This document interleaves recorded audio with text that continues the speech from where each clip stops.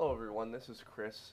I'm going to take a quick look at the teaser trailer that was released today on YouTube, on iTunes, for Star Wars Episode 7, the new addition to the Star Wars franchise, directed by J.J. Abrams.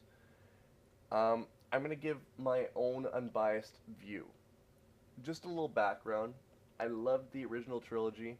The prequel trilogy had its moments, but I sort of subscribe to the red letter media approach on the Star Wars prequels, in that they didn't obviously live up to the original trilogy. But that being said, here's Star Wars Episode 7. This is a direction that Abrams is taking. Do I like it or do I not? So, there are good things in this trailer, but there's also a lot of iffy, questionable things. The one thing being right now, as you're seeing on screen, is the Millennium Falcon is in Tatooine. Now, there could be a lot of reasons as to what the plot is going, like what direction it's going in, but I really don't see why any of the original characters would want to be on Tatooine. As we saw in Return of the Jedi, there was a lot of things that happened to the characters on Tatooine that really wouldn't support their reasonings to be there. Um, Luke, for example, lost his immediate family to stormtroopers. That planet's probably pretty painful for him. Han Solo could still potentially be on the run from Jabba's minions. People are still loyal to Jabba. Princess Leia might have a bounty against her because she just killed Jabba. Well, not just, but killed Jabba. So why would they be on that planet? I'm not really sure. I'm going to leave that one up to you guys. I'm guessing because they're chasing after a daughter that you just saw there. I believe the character that Ridley Scott is playing is Jaina Solo. But there's a lot of options for that. I'm not really sure. The one thing I do like is that they are bringing back familiar locations with Tatooine. So that is one good positive. You're able to, relate to one of the planets that we've already been to. So Tatooine, a good thing, could be a bad thing. It depends on what they do with the plot. I'm not sure. Um, the whole function of this trailer, at least what they said one of the functions was to introduce the new characters that are going to be shown in the movie, the new cast members, so to speak. So at the beginning of the trailer, you see this guy pop up out of nowhere. Now, when I was watching this trailer, I was sort of crossing my fingers, and I didn't actually realize it was real because I had seen so many fake teaser trailers already. So I had already hoped, or already expected this to be a fan-made trailer, and I was sort of shocked when I found out it was actually real.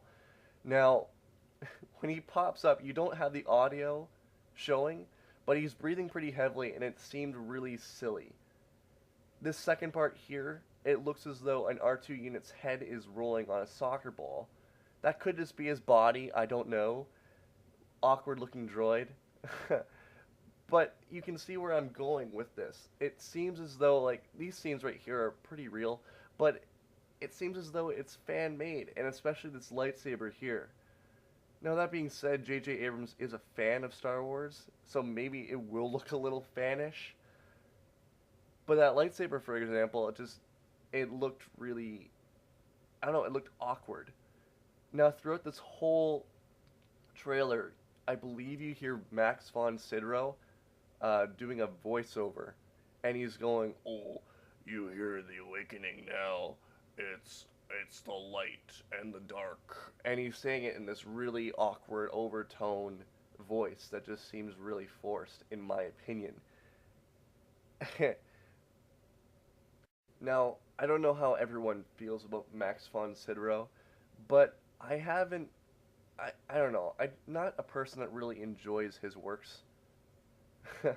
It sounds bad, and if he's watching this, he's probably pissed. But I haven't really, I don't know, he's not my favorite actor. And this trailer with that voiceover, it just sort of supports my theory that I just don't, I don't know. It supports my opinion that I don't like him. But who knows? I could be wrong. Could be someone completely different doing the voiceover. It just gives this atmosphere. The voiceover gives this atmosphere that it's forced or fan made. It's something that I feel like when you listen to it, it just sounds a little awkward, a little off. There's a difference between having a Darth Vader voice, Darth Vader-esque voice that's really epic and deep and interesting, and then there's, I don't know, J.J. Abrams did it with Star Trek too. I felt it was kind of cheesy, I guess, with this dark, oppressive, overpowering voice. It's like, oh, the Force is awakening the light in the dark. I can't remember what they said in the Star Trek trailer, but for me personally, it feels like something I would have done in a grade 6 recreation of a Star Wars movie. Like I would have this voiceover, this dark voiceover, and it would be a kid going, "Oh, I'm a big bad guy. Look at me. Be afraid of me. Yada yada yada." And that's just sort of what I got out of that.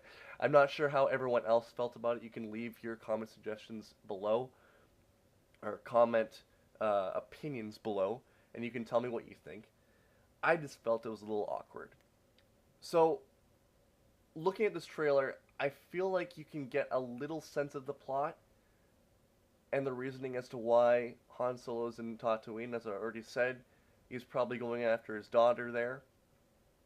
But when you're looking at the main characters that are brought up here, or the new cast members that are brought into it, the first character that is shown is the Stormtrooper-esque character.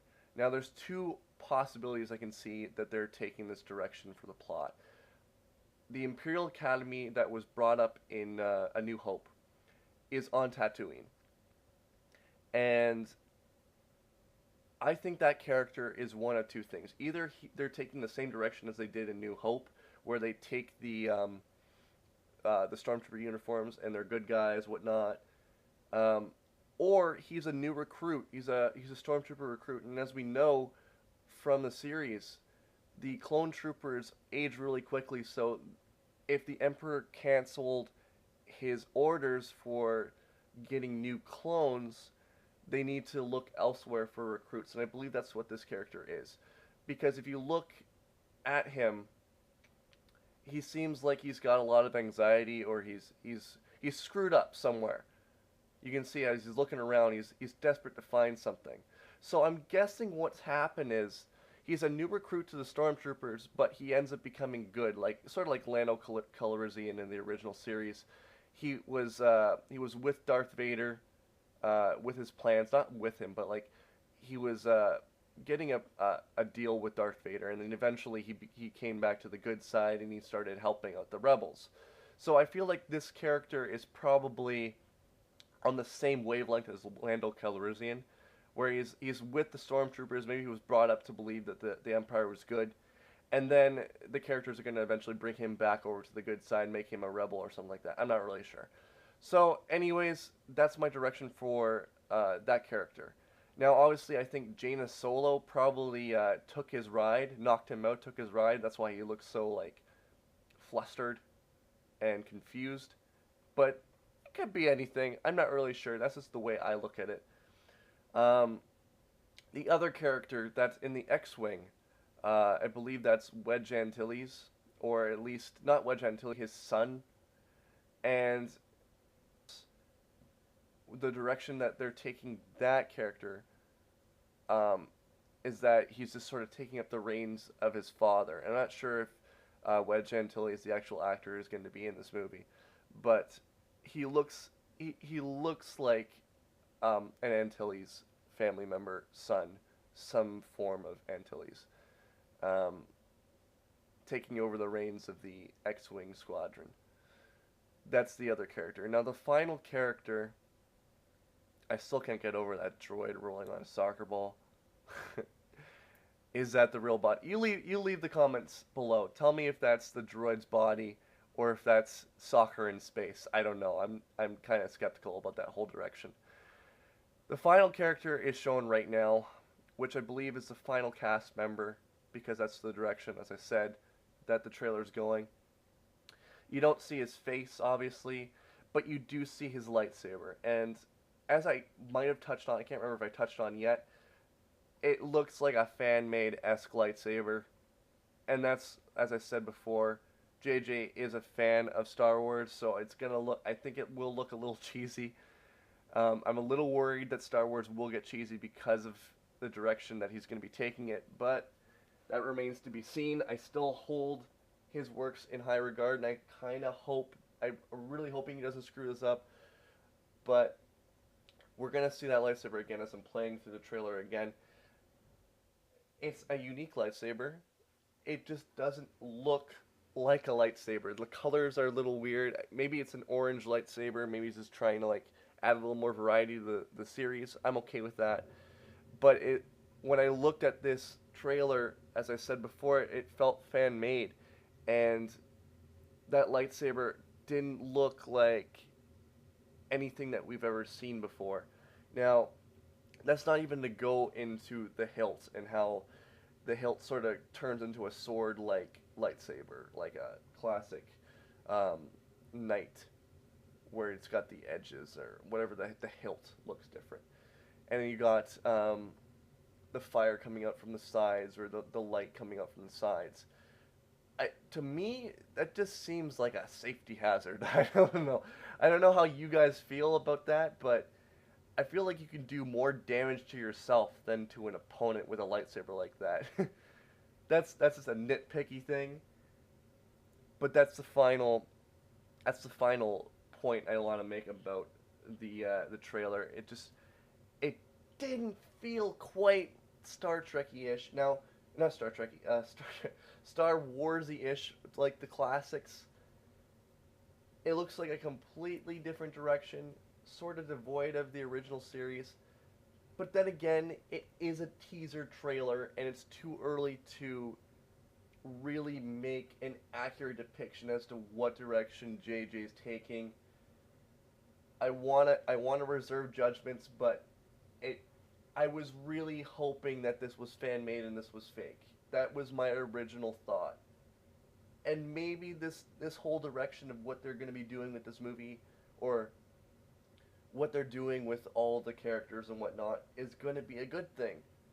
I don't know. I'm not in 2015 yet. I'm not watching the movie, but I'm skeptical. I'm a little worried. But that's just my opinion. If you guys got a support to my opinion, or if you have, adverse opinions to what I have, let me know in the comments below. Let's have a discussion about this. Let's see if JJ's taking this in the right direction. Anyways, once again, I'm Chris. Thank you for watching. Let me know what you think in the comment section below. Subscribe if you like my video. Thanks again for watching. Bye for now.